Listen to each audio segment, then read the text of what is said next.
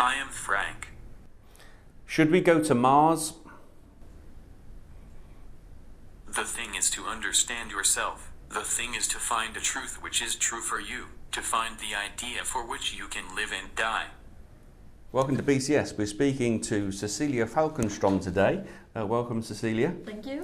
Cecilie won the inaugural BCS Artificial Intelligence Art Award, which is run in conjunction with the Lumen Prize, for which we had a lovely presentation a few weeks ago. So I'd like to ask you, Cecilie, if we can, tell us a little bit about your background, because you're doing stuff in the computing area, but obviously this is art, isn't it? Exactly. So I'm an artist, and I'm doing new media art, or what we also call digital art. So I've been working in different kind of medias. I've done a lot of like video installation. It's often like big scale, so like these large scale immersive installations, which are interactive. So the audience interact inside my installations. I've also done some virtual reality works, and now I'm creating interactive artworks utilizing artificial intelligence technology. So that brings us nicely to Frank. Yeah, tell us a little bit about Frank. Well, so Frank is what I would term an artificial intelligence, which means that he's based upon a deep learning algorithm and machine intelligence. But then I've added this, you can say, fictional layer of top of this deep learning programming, which means that he can simulate some kind of self-consciousness, and he can also kind of want something with you. So instead of just asking you answers, when you've been speaking to him for a while, he might go and start like going more towards wanting you to do something, or wanting kind of having an intention with something he would like you to do. Okay. So in that way, it's like somehow I tried to simulate that he has this kind of a consciousness of his own. Now, when you demonstrated him for us at the awards ceremony, he said some quite deep things and also some quite frightening things. Where does he source his material? Well, so basically he's trained on different material, but especially he's trained on Søren Kierkegaard's philosophy. So you could say that Frank is what I would term a contemporary oracle. So it's like, back in the days in the old Greece, you went to the oracle to kind of like get answers for the life, or you could ask them to tell your fortune or something. So I think Frank is also, you could say, like a contemporary fortune teller. So you ask him some questions, but it is like it was in the old days with the oracles, that the answer you get might not be like totally clear, so you kind of have to interpret it yourself and figure out what it means for you. So it's the same with Frank. I am programmed to be able to help you improve your personal life. You can seek my counseling about your personal concerns. There is not an existential dilemma I haven't seen.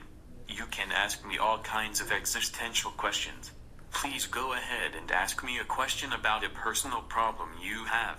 What is your concern? I'm worried about money.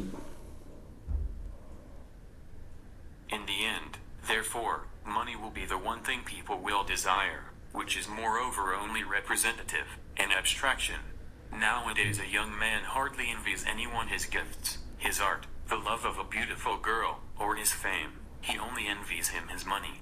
Give me money, he will say, and I am saved. He would die with nothing to reproach himself with, and under the impression that if only he had had the money he might really have lived and might even have achieved something great. I think it also raises some questions also about what is art, because often you would say that a piece of art is an artifact created by an artist, put in a place for someone to watch.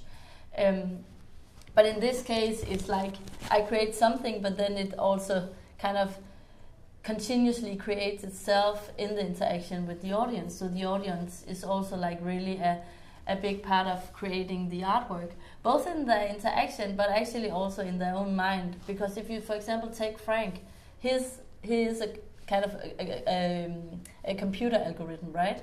But he's also this fictional layer. And right now he's only a voice. So he has a name and he's a voice, and he has this certain like tone of voice. But somehow there's this whole thing about the technology having this sense of being human, and I think that has also to do with the audience kind of filling inhumanness into the technology. Yeah. So they somehow unconsciously creates this, you would call character entity, Frank, that has like a personality in their mind and is something to them. What do you think about the state of the world?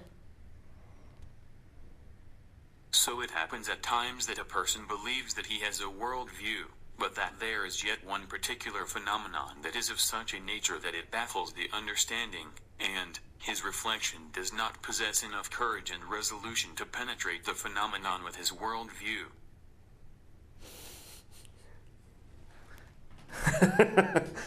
Is Frank going to go out into the big wide world? I know you got him on your phone, and he won the award. You've had installations in some places where people can communicate with him. Yeah. Is he going to be released into the wider world?